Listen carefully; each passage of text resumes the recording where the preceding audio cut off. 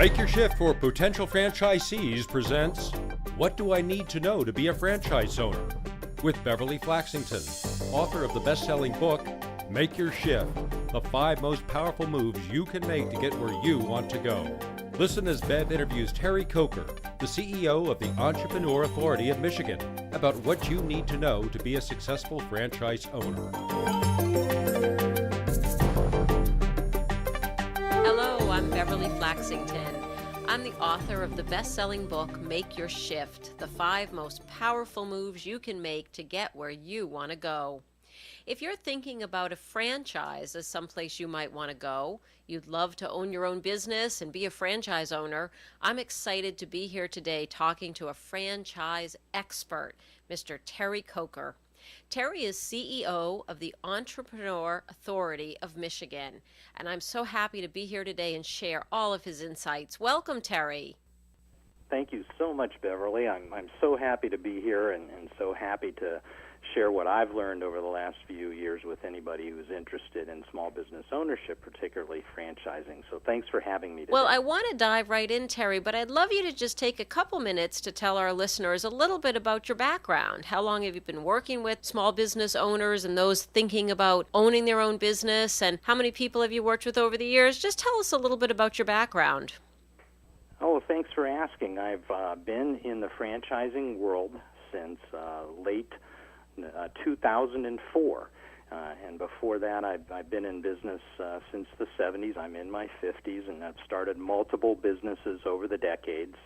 And a friend of mine had 5 franchise companies and needed some help in taking people through the process. And one of the businesses that I started was not as successful as we had hoped, and so I started helping my friend and just absolutely fell in love with the process of helping people and franchising in general, because it's all based around systems. And since 2004, I've taken literally thousands of people through the investigation of, number one, is franchising right for them, and then if it is, which particular franchise, is there a perfect franchise out there that may fit the individual? So that's a bit of my background. I'm involved with a network called the Entrepreneur Authority, and it's a national network of franchise consultants. We have consultants in the East, in the Midwest, in the West, in the South, and we're just all driven by helping people find a franchise that's right for them. Well, that's great, and I hope that our listeners will get a sense of, A, is franchising right for them, and B, what steps might they want to take to find that perfect franchise. So let's dive right in. Terry, in your experience, why do most people want to buy a franchise in the first place? What do you see as motivating somebody when they come to work with you? Well, we see individual values. Across the thousands of investigations that I've helped people conduct, there are always individual factors that drive each person or each couple or each set of business partners. And our process that the Entrepreneur Authority consultants use helps people put that on paper and identify what their values are, what they're looking for in a franchise. And it's one of the most valuable segments of what we do. And our process, like your process, starts with outcomes, and so we help people get down on paper the outcomes that they're trying to achieve. Beyond that, I see that people are always trying to control something in their life. They're shifting away from something, or they're shifting towards something, and they really want that control. I work with a lot of people who want to get off of the airplanes and out of the airport and be at home more. They just, in corporate America, they travel, and travel's gotten more difficult over the years. Or possibly, they'd really like to spend more time with their family, so that they like a home-based business, so they can see their kids grow up. Family is always an important reason. It can be kids, it can be relocation, it can be parents, it can be siblings. It's a big factor in people's decisions. And then finally, everybody's trying to create an income, either a replacement income or a new income, and then they're trying to create wealth. And we define wealth as how many months can you go without an income. If you've got a burn rate, a household expense rate of $5,000 a month and $60,000 in the bank, then you've got 12 months worth of wealth. So you talked Those about are the factors that we see on a regular basis for people that are investigating small business ownership through franchising. So you talked about working with thousands of people. I'm interested, Terry, over the years. Have you been able to put together a profile of the perfect franchisee? Is there a set of common traits that you see for people who do decide this is right for me and then find themselves being successful? Yes, we have. It's a great question, Beverly. Franchisors always look to define what people can bring to the table that works within their particular franchise system. Is there a common denominator? And then as consultants, as we pull back and look at hundreds and hundreds of the thousands of franchises that are in the marketplace, we see those common denominators across all systems. And so the first common denominator is decision maker. Is the individual or the husband, wife, the two spouses, the business partners, are they decision makers, or is there a dominant decision maker among the group? Because a business exists to create a customer, and that's really almost the definition of a small business owner, is you're a decision maker. There are lots of moving parts in all businesses of all sizes, and you have to make rapid decisions without the benefit of a full set of information. Very seldom does a small business owner get as much information as is available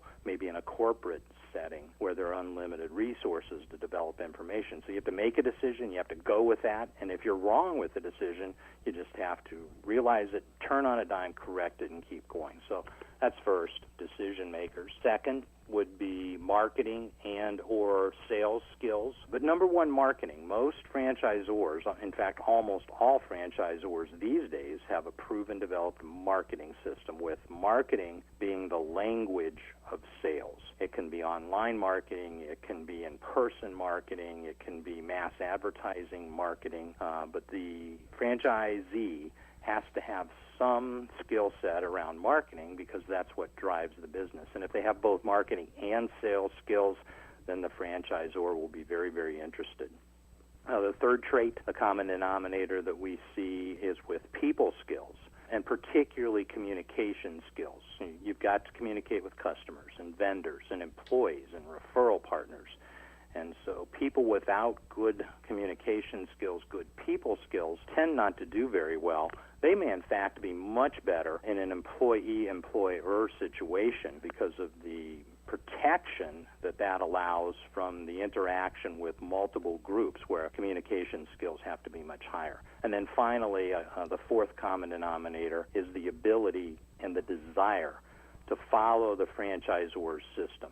The franchisor is actually the entrepreneur, and they've gone out with an idea, and they've found a market, and they've created a product and or a service, and they've created all the systems around that. And what they're looking for is people to help them expand their marketplace within a given territory and execute those systems. And once again, we loop back around to where we started with this question. A business exists to create a customer, and that's why people choose franchising, is someone has defined that market and brought to that market a system, and the franchisor looks for the franchisee to execute that system and build on the total customer base.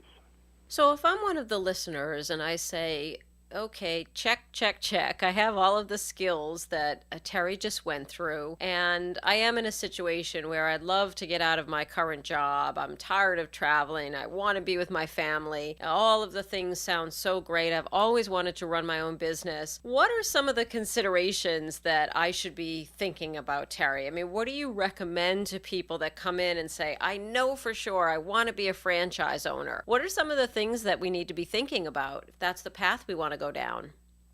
Well, the best place to start is look for a problem and a solution in the marketplace.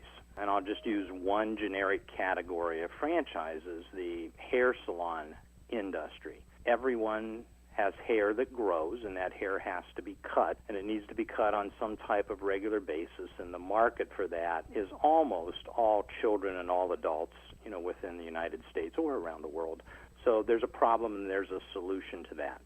Sometimes what you'll find is there's a solution that doesn't have a problem. In a previous life, in a business that we started, we learned an extremely valuable lesson, one that served me very well for the rest of my career. We solved a problem that didn't exist. And so so when we took our solution into the marketplace, it didn't sell at all.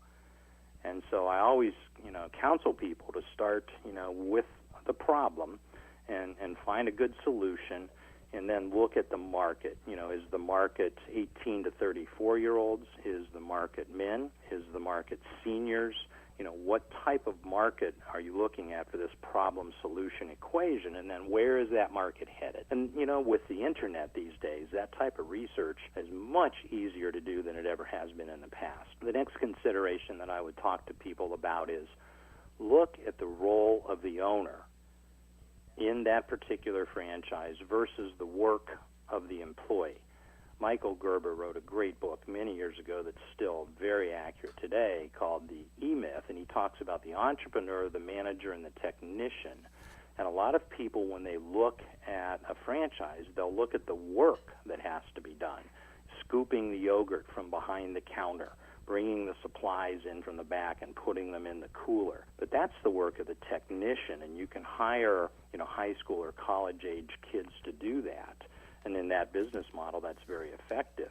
And as the owner, you should understand how that system works, but you shouldn't do the work. You should understand that the role of the owner is to pick the location of the store, work with a commercial real estate expert to find the right location, and work with your CPA to understand the cash flow of the business, and to work with the franchisor to understand the marketing systems that bring people into that yogurt store, that retail storefront, brick-and-mortar type business. So that's the differentiation between the role of the owner versus the work of the employee. And then thirdly, take a good, strong look at the franchisor. Each franchise company in America that offers a franchise for sale has to publish what's called a franchise disclosure document. It's required by the Federal Trade Commission. And we'll touch on that as the last point in some of the considerations that people should consider. But you can find out a lot about a franchisor through the franchise disclosure document,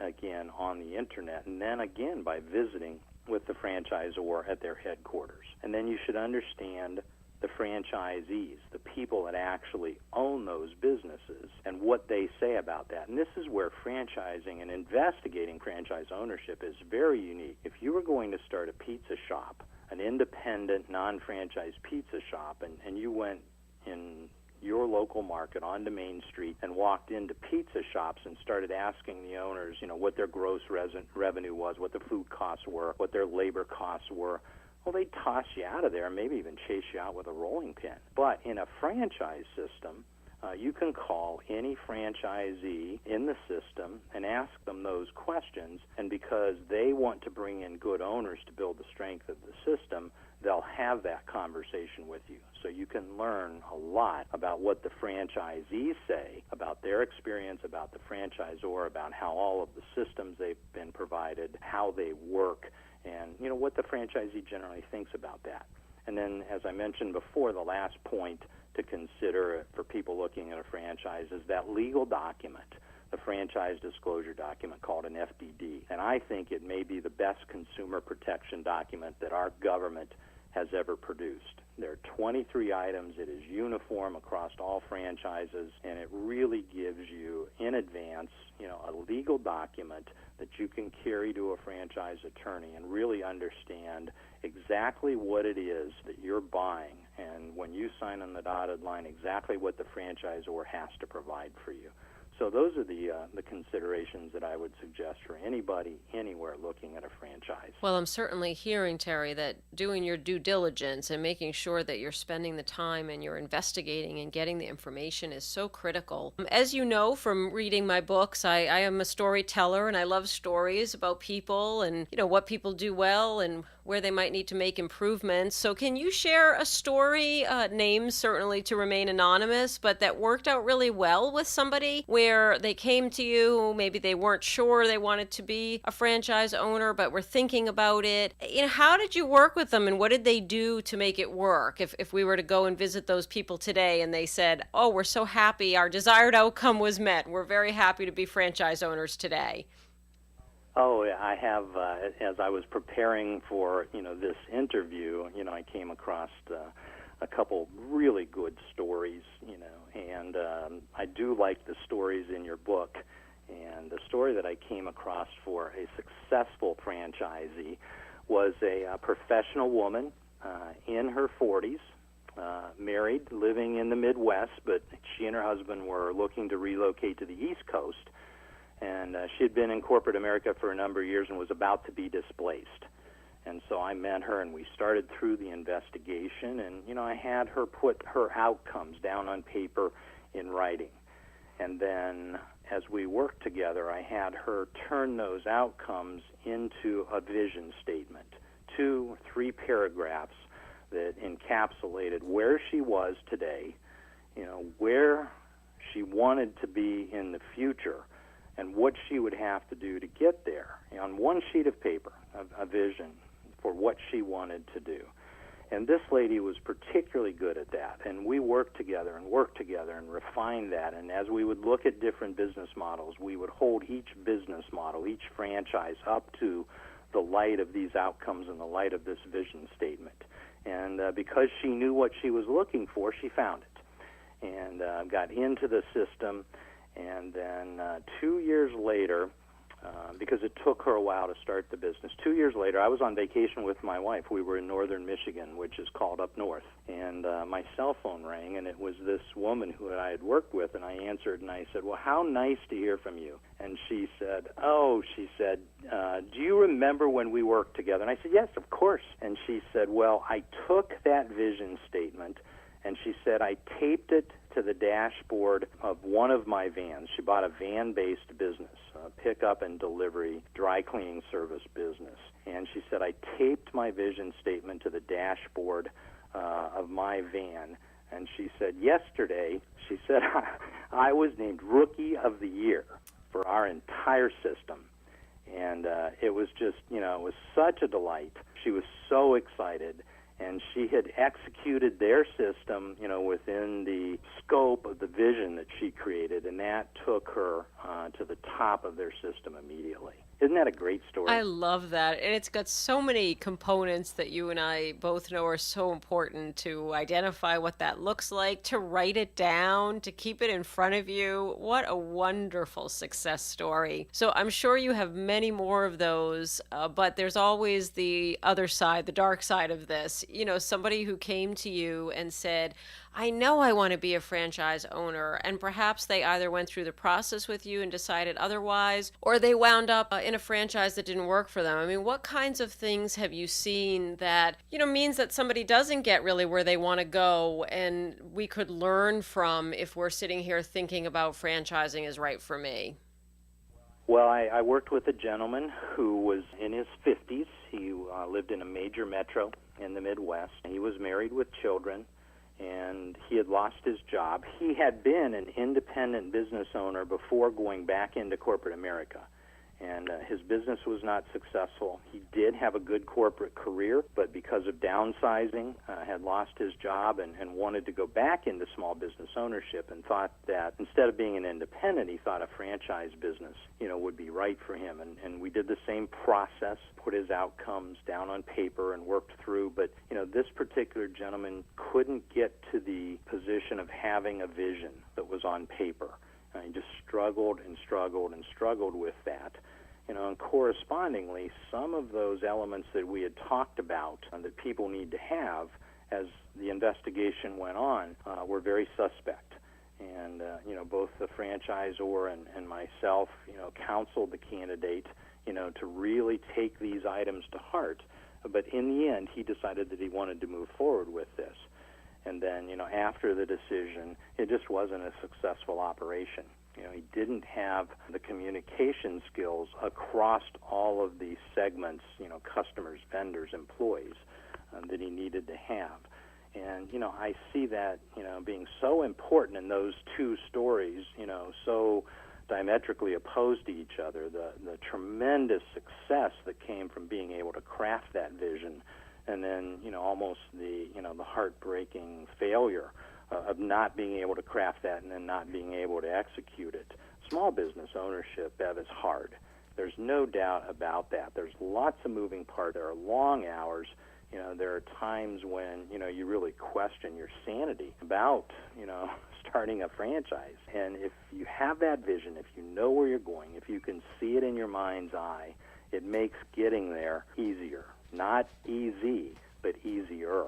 And so, I find those written outcomes, that vision statement, all that upfront work that people tend to like to skip over because they want to get to the business model and they want to look at, the yogurt store, the hairstyling salon, or the automotive repair center, or whatever it is, that they're very excited about. But it's a step that really shouldn't be skipped. Gosh, and I just couldn't underscore that enough, Terry. I see that as well so often, that people want to get somewhere, but they're not really clear, and they do want to skip over it. The other thing I think you touched on, which is so important, is just knowing my own strengths. What am I really good at? What am I not so good at? So if communication and motivating people, and in the story of the gentleman where it didn't work as well, if that's not what I do well, perhaps a certain kind of franchise or small business ownership in general isn't for me. So the know thyself piece seems very important too. I would agree, very, very important. And then some of the advice that I give to everybody that I work with at some portion of the investigation is, number one, when you buy the franchise, if we go through the investigation and franchising just isn't right, we shake hands and we part friends. But, people do go on to, really like the business model, they like the franchisor, they roll up their sleeves, they get in, they're ready to start, and they say, now what do I do? Well, number one, start dumb and learn the system. That's what I suggest. Get started immediately, don't wait, and I tell everybody that I work with, don't look up for 6 months. You bought a system, it works for other people. What the franchisor does not want is they don't want you to come in and tell them everything that's wrong and reinvent their system. It's working for a large amount of people. So learn their systems before you try and improve upon their systems, because essentially when you first get started, you don't even know what you're improving upon. You've got to learn that system. So start dumb and don't look up. Number two, I would say get an experienced, proven business coach. And that really surprises most people. They say, well, wait a minute, the franchisor is supposed to do that for me. The franchisor generally will not teach you how to be a small business owner. They will teach you their system, and you will become a small business owner within that process and within their system. But an independent coach that you can be accountable to, that will teach you things about running a business that the franchisor can't, because they're not in your market, they're not across the table from you, is an invaluable resource. And then the final thing that I suggest to everybody is execute, don't experiment. Just take those manuals, take that training, and get really, really, really good at executing before you experiment. And then, once you've got your customer base growing, once you're in the top 20% of the franchisor's system, natural improvements will come along. But we see a lot of people who buy a system and then they start to tell the franchisor, well, you should be doing this and you should be doing that, and I don't understand why you're doing this. And, they start to criticize and improve the system before they've tried to execute it. And it's just a backwards situation. So that's the general advice that I would give to someone who has chosen a system and wants to get started and really wants to see the benefits of that system quickly. Well, it really sounds like even if I'm sitting here listening and thinking franchise ownership is right for me, I know I've got the skills, I want to be able to do my own thing, there's so many different pieces to this process, both me understanding my own strengths and where do I really want to go, as well as the multitude of franchise opportunities that are out there. You touched on a couple of examples, but it just sounds like there's so many different ways that I could go and different things I could do. So if I am sitting here and I'm thinking I'd really like some help, I'd like the chance to talk with Terry and learn a little bit more, Where do people get a hold of you, Terry? What should the next step be? What's the most important thing if somebody is thinking about, I want to make this move, but I don't know all that I need to know? What do I need to do next, and where do I find you? Well, they could find me online by Googling Terry Coker. That's Terry Coker, like the soft drink Coke with an R on the end. I'm on Facebook, I'm on LinkedIn, I'm on Twitter, and I also have a website. It's Franchise Opportunity Experts with an S, franchiseopportunityexperts.com. That will take you to my website. And all of those paths will lead to emails and phone numbers and ways that people can get a hold of me. And I always enjoy talking to people that want to be small business owners or think they want to be small business owners, and talking about, what franchising can help them do as opposed to starting up their own business. Our consultations are free, and we're compensated by the franchisor to bring them executive talent, people who can operate their systems, people who are looking to be business owners. So for the candidates that we work with, it's an incredible benefit. We're compensated by the franchise companies, so that individual, that couple, those business partners that want to explore franchising don't have to cut us a check up front. What a tremendous benefit. I don't know of too many opportunities out there where you've got a business coach ready to work with you and help you that you don't have to pay for. So it sounds like a great opportunity. Well, Terry, is there anything that we should have covered here that we didn't, that you'd like to leave as a last thought for our listeners? Well, we should have covered your book, Make Your Shift, and what a tremendous resource that is for people. And if they haven't picked up a copy yet, I would encourage people to go to Amazon, grab a copy of Make Your Shift, because there are so many exercises in there. There are 8 exercises in the book that will help you go from where you are to where you want to be.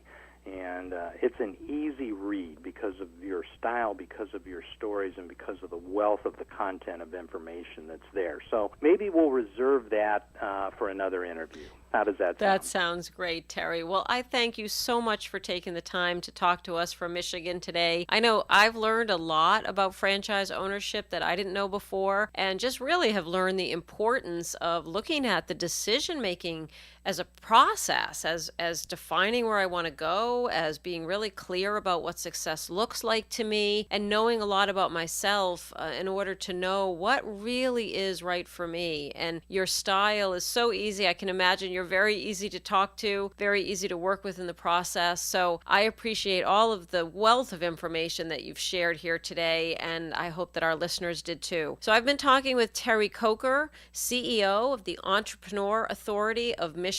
Terry, as he said, is online. You can find him on Twitter, on Facebook, on LinkedIn, and I encourage you, if you're thinking about franchise ownership, to reach out, have a conversation with Terry. It won't cost you anything, and see whether or not following that process is right for you. I'm Beverly Flaxington, again, author of Make Your Shift, the 5 most powerful moves you can make to get where you want to go, and I thank you for listening to us today. We hope you've enjoyed this informative discussion between Make Your Shift author Beverly Flaxington and the Entrepreneur Authority of Michigan CEO and Managing Consultant Terry Coker.